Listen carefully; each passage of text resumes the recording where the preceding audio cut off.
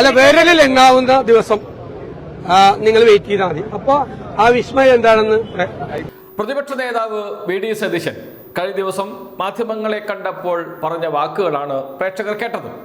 ഇത് പറയുമ്പോൾ അദ്ദേഹത്തിന് സമീപം മറ്റൊരാൾ കൂടിയുണ്ട്. തൊട്ടു പിറകിൽ വേദിയിൽ ഇരിക്കുന്നുണ്ട് KC വേണുഗോപാൽ, കോൺഗ്രസിന്റെ AICCയുടെ സംഘടനാ ജനറൽ സെക്രട്ടറി.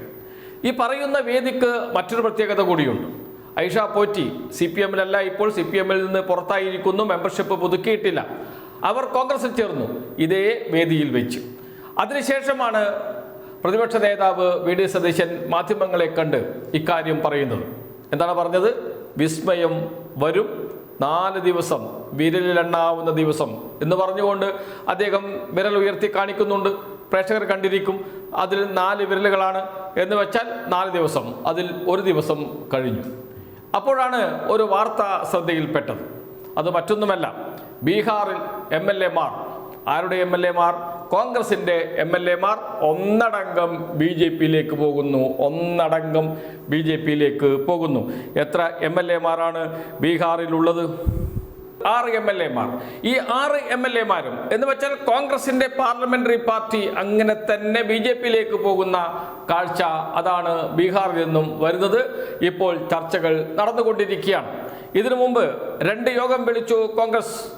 ആ യോഗത്തിൽ 6 MLA-മാരും പങ്കെടുത്തില്ല. അതിൽ പ്രധാനപ്പെട്ട ഒരു യോഗം തൊഴിലുറപ്പ് പദ്ധതിയുടെ ഗ്രാമീണ ജനതയ്ക്ക് കിട്ടുന്ന വലിയ ആശ്വാസമായിരുന്നു തൊഴിലുറപ്പ് പദ്ധതി. ആ പദ്ധതിയുടെ അന്തസത്ത തന്നെ ഇല്ലാതാക്കിയ കേന്ദ്ര സർക്കാരിൻ്റെ നിലപാടിനെതിരെ, നടപടിക്കെതിരെ പ്രതിഷേധിക്കുന്നതിന് വേണ്ടി വിളിച്ചു ചേർത്ത യോഗത്തിൽ, ആ യോഗത്തിലും പങ്കെടുത്തില്ല 6 MLA-മാർ. എത്ര സീറ്റിലാണ് കോൺഗ്രസ് മത്സരിച്ചത്? 61 സീറ്റിൽ. വില പേശി വാങ്ങിച്ചതാണ് 61 സീറ്റ്. 6 സീറ്റിൽ മാത്രമാണ് വിജയിക്കാൻ കഴിഞ്ഞത്. ആ 6 MLA-മാരും ഇതാ BJP-യിൽ ചേരാൻ പോകുന്നു. അതിനുള്ള ചർച്ചകൾ ആരംഭിച്ചു കഴിഞ്ഞു. ഇന്ന് അത് ദേശീയ വാർത്തയായി മാറിയിട്ടുണ്ട്. ഇത് ആദ്യമായിട്ടാണോ കോൺഗ്രസ് MLA-മാർ കൂടോടെ BJP-യിൽ ചേരുന്നത്? ആദ്യമായിട്ടല്ല, എത്രയോ ഉദാഹരണങ്ങൾ എണ്ണി പറയാൻ കഴിയും. അതിലൊന്ന്, അരുണാചൽ പ്രദേശിൽ 2016-ൽ മുഖ്യമന്ത്രിയായിരുന്ന പേമ ഖണ്ഡുവിൻ്റെ നേതൃത്വത്തിലുള്ള 43 കോൺഗ്രസ് MLA-മാർ ആദ്യം പീപ്പിൾസ് പാർട്ടി ഓഫ് അരുണാചലിലേക്കും പിന്നീട് BJP-യിലേക്കും കൂറുമാറി. 43 പേർ അങ്ങനെ തന്നെ BJP-യിലേക്ക് പോയി. കർണാടകയിൽ 2016-ൽ ഓപ്പറേഷൻ കമലയിലൂടെ സഖ്യ സർക്കാരിൽ നിന്ന് 13 കോൺഗ്രസ് MLA-മാരാണ് BJP-യിലേക്ക് പോയത്. മധ്യപ്രദേശിൽ 2020-ൽ ജ്യോതിരാദിത്യ സിന്ധ്യ അടക്കം, കോൺഗ്രസിന്റെ യുവ തുർക്കിയായിരുന്നു കോൺഗ്രസിന്റെ പ്രതീക്ഷ എന്നാണ്. ആ ജ്യോതിരാദിത്യ സിന്ധ്യ അടക്കം 27 കോൺഗ്രസ് MLA-മാർ BJP-യിൽ ചേർന്നു. കഴിഞ്ഞോ? ഗോവയിൽ 2019-ൽ ആകെയുള്ള 15 കോൺഗ്രസ് MLA-മാരിൽ 10 പേരും BJP-യിലെത്തി. 2022-ൽ തെരഞ്ഞെടുപ്പ് കഴിഞ്ഞ് മാസങ്ങൾക്കുള്ളിൽ മുൻ മുഖ്യമന്ത്രി ദിഗംബർ കാമത്ത്, മൈക്കൽ ലോബോ എന്നിവരടക്കം 8 MLA-മാർ BJP-യിൽ ചേർന്നു. ഗുജറാത്തിൽ 2020-ൽ 8 കോൺഗ്രസ് MLA-മാർ രാജിവെച്ച് BJP-യിൽ ചേർന്നു. കേരളത്തിൽ തദ്ദേശ തെരഞ്ഞെടുപ്പിൽ മറ്റത്തൂർ പഞ്ചായത്ത് നമ്മുടെ മുന്നിലുള്ള ഏറ്റവും ഒടുവിലത്തെ ഉദാഹരണമാണ്. അങ്ങനെ നിരവധി ഉദാഹരണങ്ങളുണ്ട് ഇന്ത്യയിൽ.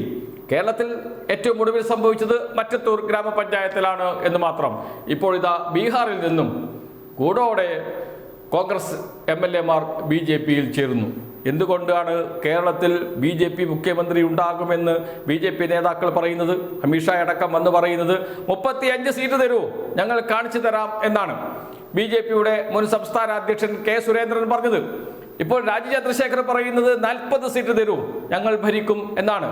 ശേഷിക്കുന്ന സീറ്റുകൾ എവിടെ നിന്ന് ലഭിക്കും? ഒരു സംശയവുമില്ല, നമ്മുടെ മുന്നിൽ ഉദാഹരണങ്ങളുണ്ട്.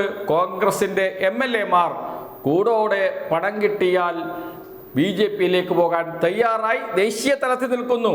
മറ്റത്തൂർ ഗ്രാമപഞ്ചായത്തിൽ പഞ്ചായത്ത് അംഗങ്ങൾ ഇതാ കാണിച്ചു കൊടുത്തിരിക്കുന്നു വഴി കോൺഗ്രസിൽ നിന്ന് ജയിച്ചു വരുന്ന MLA-മാർക്ക് എന്ന അവസ്ഥയിലേക്ക് കോൺഗ്രസ് ചെന്ന് പതിച്ചിരിക്കുന്നു.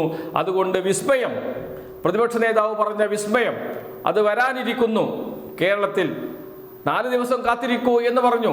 ഇതാ കാത്തിരുന്നു, കണ്ടുകൊണ്ടിരിക്കുകയാണ് ബീഹാറിൽ നിന്ന്. മറ്റൊരു വിസ്മയം തകർന്ന തരിപ്പണമായി പോയി. അത് ജോസ് കെ മാണിയുടെ കേരള കോൺഗ്രസ് M UDF-ൽ ചേരുമെന്നായിരുന്നു. ആ വിസ്മയം തകർന്നു പോയിരിക്കുന്നു. കാത്തിരുന്ന 4 ദിവസത്തിൽ 2 വിസ്മയം ഒന്ന് കോൺഗ്രസ് MLA-മാർ ബീഹാറിൽ നിന്ന് പൂർണ്ണമായും BJP-യിലേക്ക് പോകുന്നു. ജോസ് കെ മാണി നല്ല മുട്ടൻ അടികൊടുത്തു UDF-ന്, ആ വെള്ളം അങ്ങ് വാങ്ങി വെച്ചേര് എന്ന് നിങ്ങളുടെ മക്കളെക്കുറിച്ച് വിലപിക്കൂ എന്നാണ് പറഞ്ഞത്. ഇനിയുള്ളത് വെറും 3 ദിവസം. വിസ്മയങ്ങൾ വരട്ടെ, കാത്തിരിക്കാം.